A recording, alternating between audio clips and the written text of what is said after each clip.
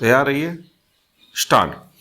चुनाव की आहट सुनाई देते ही विपक्षी एकता की कोशिशें शुरू होना कोई नई बात नहीं है। स्टॉप। इस बार भी दिल्ली में कभी डिनर के बहाने तो कभी कांग्रेस नेता राहुल गांधी को सजा सुनाने के विरोध में विपक्षी एकता के सुर फिर गूंजने लगे हैं।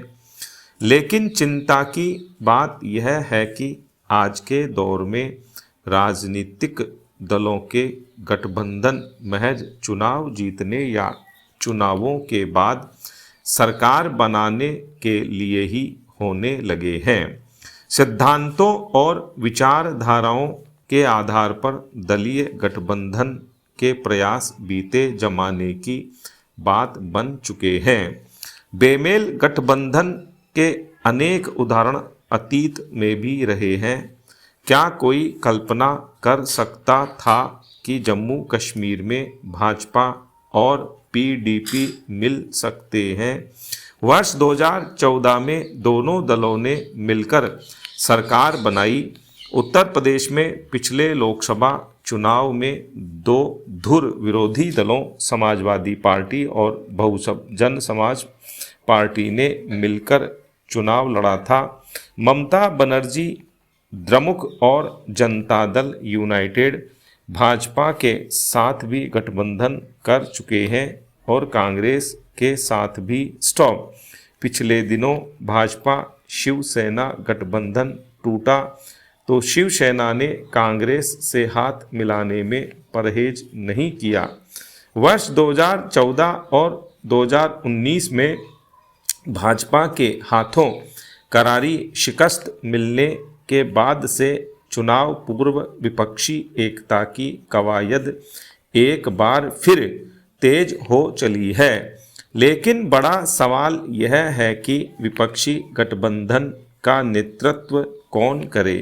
नेतृत्व का मसला ही विपक्षी एकता में बड़ी बाधा बन सकता है। एक दौर में जब कांग्रेस सत्ता में हुआ करती थी, उस समय विपक्षी एकता का नेतृत्व करने के लिए अटल बिहारी वाजपेयी का चेहरा था। ऐसा चेहरा जिनकी पार्टी की विचारधारा को पसंद नहीं करने वाले नेता भी उनका सम्मान करते थे। यही कारण था कि 1980 से लेकर 2004 के 2.5 दशक में वाजपेयी के नेतृत्व पर कभी सवाल खड़े नहीं हुए। नरेंद्र मोदी के प्रधानमंत्री बनने के बाद विपक्षी एकता के प्रयास परवान नहीं चढ़ सके, तो इसका बड़ा कारण प्रधानमंत्री पद के चेहरे को लेकर एक राय नहीं बनना है।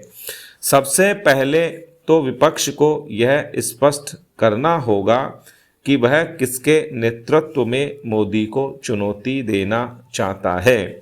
क्या राहुल गांधी को ममता बनर्जी और नीतीश कुमार अपना नेता मान सकते हैं?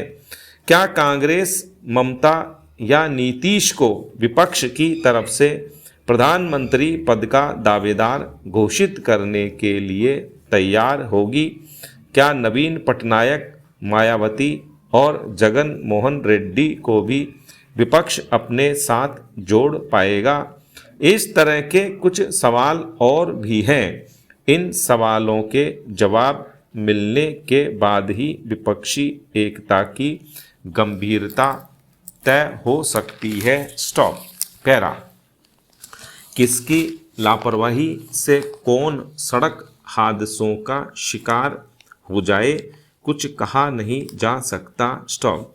लेकिन यातायात नियमों की अनदेखी करते वाहन चालकों को देखकर लगता है कि जिम्मेदार आंख मूंद कर बैठे हुए हैं। स्टॉप।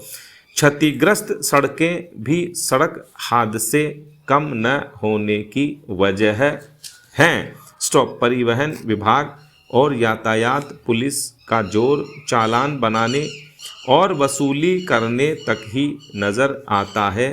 तभी तो सड़क सुरक्षा सप्ताह जैसे कार्यक्रम भी खाना पूर्ति ही बनकर रह जाते हैं। स्टॉप। गर्मी में तेजी आने के साथ ही सड़क हादसों में भी वृद्धि होने लगी है। स्टॉप।